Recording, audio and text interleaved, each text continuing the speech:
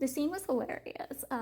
So the main character, they're fighting in the seal. He's realized this person's using all three forbidden techniques, the methods he used back in his past life. So he warns his cousin to go get everyone, tells them to stop fighting and come to him, and he will start explaining everything. Now, he won't explain everything in his past, but he will explain in details how this forbidden techniques are being used. His cousin does, and his cousin comes to face with his sperm donor, who refuses to leave and stop fighting because he thinks he's right, and since they don't have any evidence, he's not gonna back off because he doesn't think some 20-something-year-olds are smarter than him at his age. And this ticks off the cousin. He's like, my cousin, my bro, my bestie is smarter than you when you were his age, and he's still smarter than you are now. I'm like, yes, honey, do it, honey. And like his dad, he steps in, the main character's uncle, he steps in to stop the fighting, which only gets him bashed by the sperm donor, who's like, yeah, like, come on, honey. Like, it makes me think, like, I know he's not actually involved, I know this, but it makes me really think that he was involved the entire time. The way he's literally always arguing makes me think that he was involved. And like this next scene really backs up my thinking that he is involved. The cousin sperm donor is involved. I know he's not. I know for sure that he's not because I've seen spoilers that he wasn't actually involved at all. But this scene really makes me feel like he is, because the main character is trying to explain to everyone about the techniques and how these techniques are being used at this time, this current time period. And he's spending the entire time going, where's your proof? Where's your proof? Where's your evidence? This is just your theory. You have no proof. How do you think you're correct? Why do you think you're right? And yes, the older version of the White Moonlight is kind of backing the main character up with the main character's reasonings and going, oh yeah, this is correct. This is right. He's correct about this thing. He's right about this thing. But he's also outright agreeing and helping the sperm donor up. Like, he is repeating, like, where's your evidence? Slap, snap, where's your evidence? And I'm like, the evidence is right in front of your faces. He's also trying to explain to everyone the corpses they are fighting are the corpses from that big, huge fire at the Best Girls' Sack, where everyone they couldn't save had died in the fire. All these corpses were, were there. These people were the corpses are those people who had supposedly died in the fire. And again, they're like, where's your proof? Snap, snap, where's your proof? And it irritated me. It irritated me so much. Another thing he's trying to point out to everyone is that someone must be also working alongside with or for Best Girls' dad. There must be someone else involved using these techniques, another person. And again, like I said, sperm donor and, older version of the White Moonlight are like, where's your evidence? Where's your proof? Where is it? And I just want to bash them. I just want to take their heads and bash it.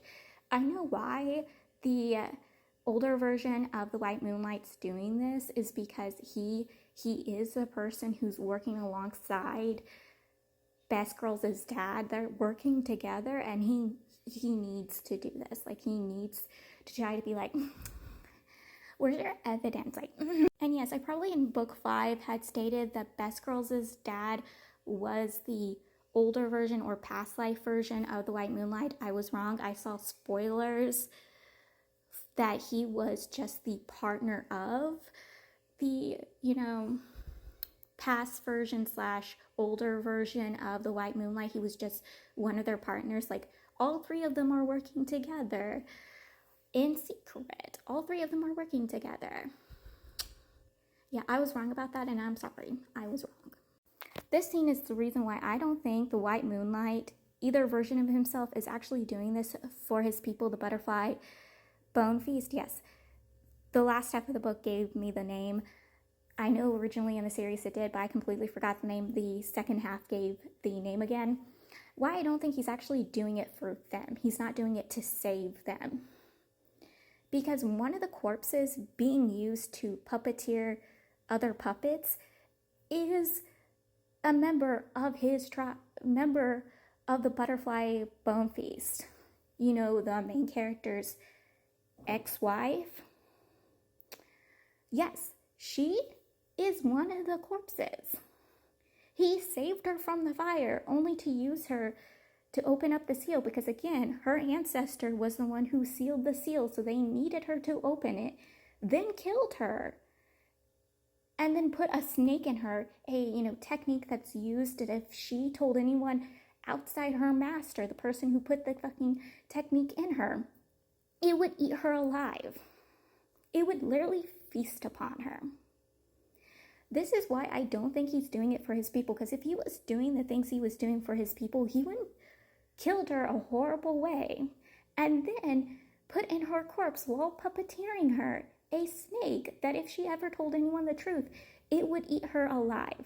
He's supposedly doing it because his people are being eaten or, forced upon. Yet he does something that literally eats her alive. Though she's not alive anymore, but her corpse is. It's a moving, jumbling thing. And using her and puppeteering her. I do not agree that he's doing this for you'd be like, yes, he is. No, this scene just proves that he's doing it for his own selfish, disgusting ways.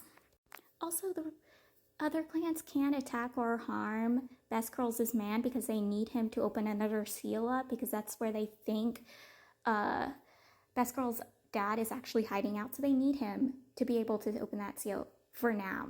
And I'm like, oh, this is where it's going to get sad. This is where this couple's going to get their tragic ending, isn't it? Isn't it? All three of them are together while the White Moonlight is taking care of the main character's injuries. And after he leaves, the cousin points out his weird behavior and his weird behavior lately. He's like, oh, he's acting strange. He's being weird. And sadly, the main character doesn't take what he said seriously. He's like, and it's okay. It's fine.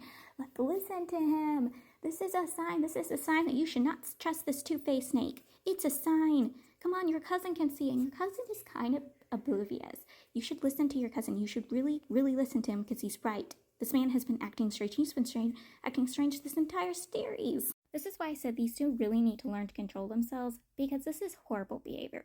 One, they just got done with that horrible situation where they were fighting corpses and the main character having to explain everything to everybody about the forbidden techniques. But no, they're going to try to do the do after that whole situation, literally. And they have plans to head out to another seal that probably has the same situation happening there. But no, let's do the do. They can't control themselves for one night. Seriously? And poor cousin gets involved because he has some questions about the main character's strange behavior and the necklace, because he saw the main character buy it for the male lead, but yet the main character's wearing it because he wanted to buy a same necklace so they could share one, have samesies. And the main character told him no because there wasn't any more. So he has suspicions. So he goes to the male lead to ask about those suspicions. And they gaslight him. Specifically, the male lead gaslights him because he doesn't know the main character's there. And this disgusting pervert decides to continue to be handsy with the male lead while his cousin's there and could hear, because he was getting jealous and upset and more pissed off the more his cousin stayed. I'm like, your cousin doesn't have perverted attentions towards your teacher like you do. Your cousin is a pure angel. The person you should be suspicious of and upset with is the White Moonlight. He's the one the weird attentions, but yeah, you don't get jealous about him.